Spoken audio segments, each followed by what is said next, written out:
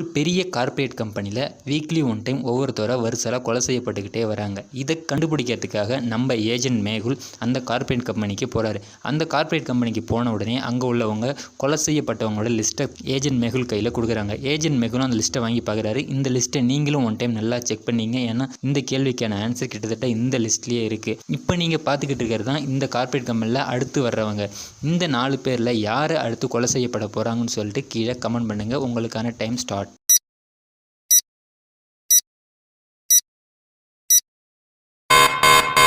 John அப்படிங்கிறவர் தான் அடுத்து கொலை செய்யப்பட போகிறாங்க. ஏன் சொல்கிறேன்னா, இந்த லிஸ்ட்டை நீங்கள் ஒன் டைம் நல்லா செக் பண்ணி பார்த்தீங்கன்னா, ஜனவரி, பிப்ரவரி, மார்ச், ஏப்ரல், மே, ஜூன் அப்படின்னு சொல்லிட்டு அந்த லிஸ்ட்டில் தான் கொலை செய்யப்பட்டுக்கிட்டு வராங்க.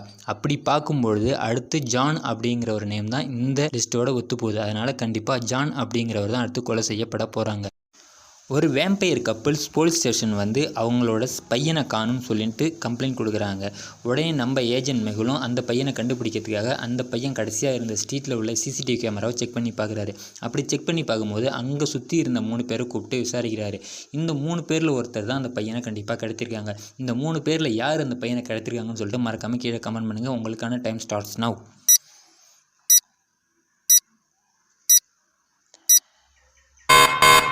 இதில் இன்ஜெக்ஷனை கையில் வச்சுக்கிட்டு இருக்க அந்த லேடி தான் கண்டிப்பாக அந்த பையனை கடத்திருக்கணும். ஏன்னா வேம்பயர்ஸுக்கு கண்டிப்பாக பிளட்டுங்கிற ஒரு விஷயம் கண்டிப்பாக பிடிக்கும். அதனால் அந்த பொண்ணு கையில் தான் இன்ஜெக்ஷன் இருக்குது. அந்த இன்ஜெக்ஷனில் பிளட் இருக்குது.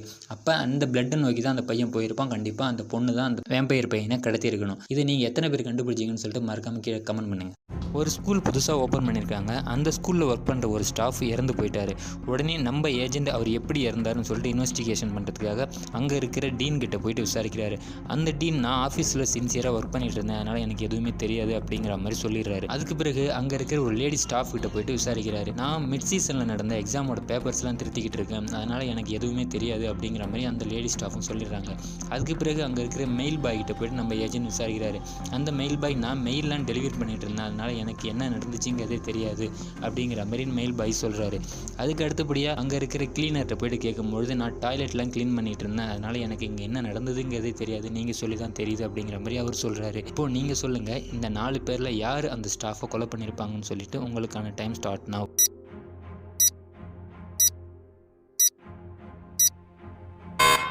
அந்த லேடி ஸ்டாஃப் தான் அந்த ஸ்டாஃபை கொலை பண்ணியிருக்கணும். ஏன்னா ஸ்கூலே இப்போ தான் புதுசாக ஓப்பன் பண்ணியிருக்காங்க.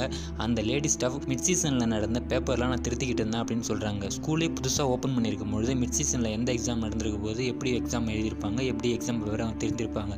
கண்டிப்பாக இந்த லேடி ஸ்டாஃப் தான் அவங்கள கொலை பண்ணியிருக்கணும்.